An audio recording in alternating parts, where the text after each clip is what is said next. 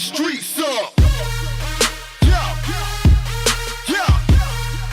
Okay, wake the streets up. Okay, come on. Okay, wake the streets up. Yeah, yeah. Come on, wake the streets up. Yeah, yeah. Okay. Good morning and happy Wednesday, everyone. It's Lydia. And it's your boy Chuckie. And you all know it's time to get up and tune into your daily BossFM news. So today we have some very unfortunate world news. Yesterday afternoon, there was a large explosion that went off in Lebanon in their capital city, Beirut. The explosion was so large that it created widespread damage. Earlier reports were suggesting that the explosion was triggered by fireworks at a fireworks warehouse. In the videos that surfaced on Twitter, it seems like there were smaller explosions before the larger blast. Entire streets were blown away. According to Lebanon News, the damage is so bad that military bulldozers had to clear the street for firefighters and ambulance. Here's a clip.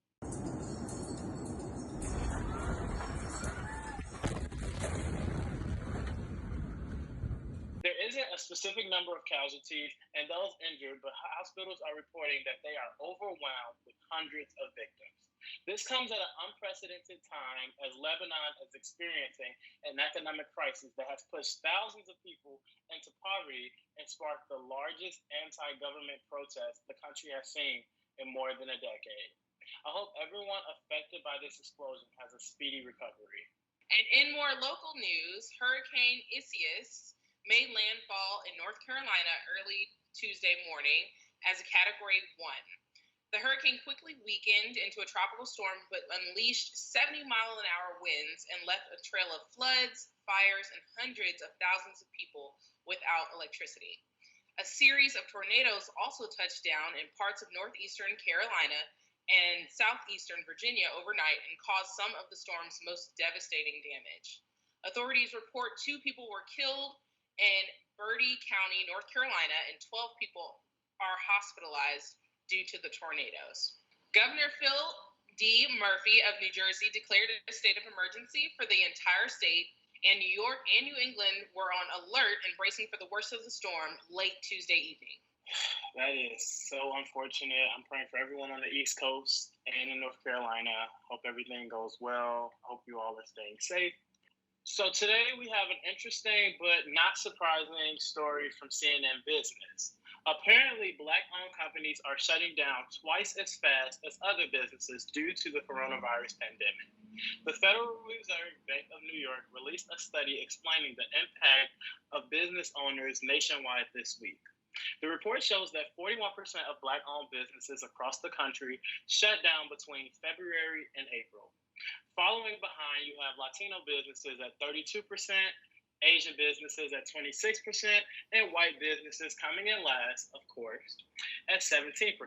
The authors of the report explained that these are direct results of less access to capital and federal Paycheck Protection Program loans.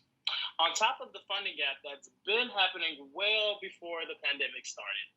Most Black-owned businesses are located in metropolitan areas where large cluster of Black Americans live, which is standard. As we've seen on the social media, since the protests of George Floyd, many people have started this trend of buying Black. I've been making it a point to buy many items from Black creators this year, and I hope everyone is doing the same. I hope everyone is buying Black and, shopping with Black owners. I know I have as well. And I started doing that before the George Floyd incident because I knew I wanted to support more. I knew I could replace a lot of the big name brand things that I buy with Black-owned businesses. And I think it's just sad to see a lot of Black-owned businesses are being affected by the pandemic more than other businesses, because you want your government to have everyone's best interests at heart, even though, unfortunately, that's not always the case. I just hope, a lot of them flourish even in the midst of this. All right, guys. It is Wednesday, and it's one of my favorite days of the week because we talk about wine. Welcome to Wine Down Wednesday.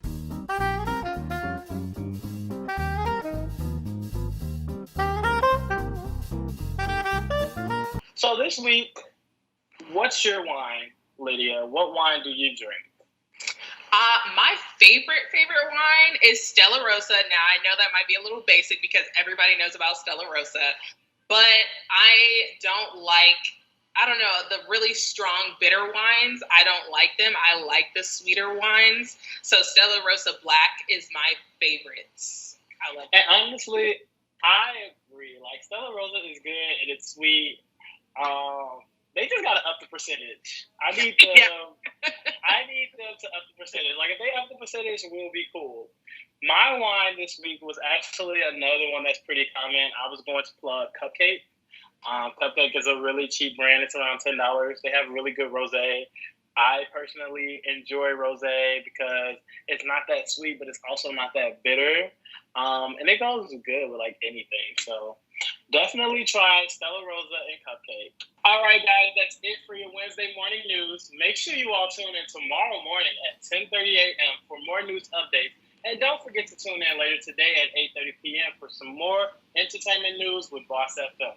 If you would like to rewatch our shows, as always, they're available for replay on the Boss FM app and all of our social media platforms. Again, this is Chuckie. And I'm Lydia. Thank you all for tuning in. Have a wonderful Wednesday.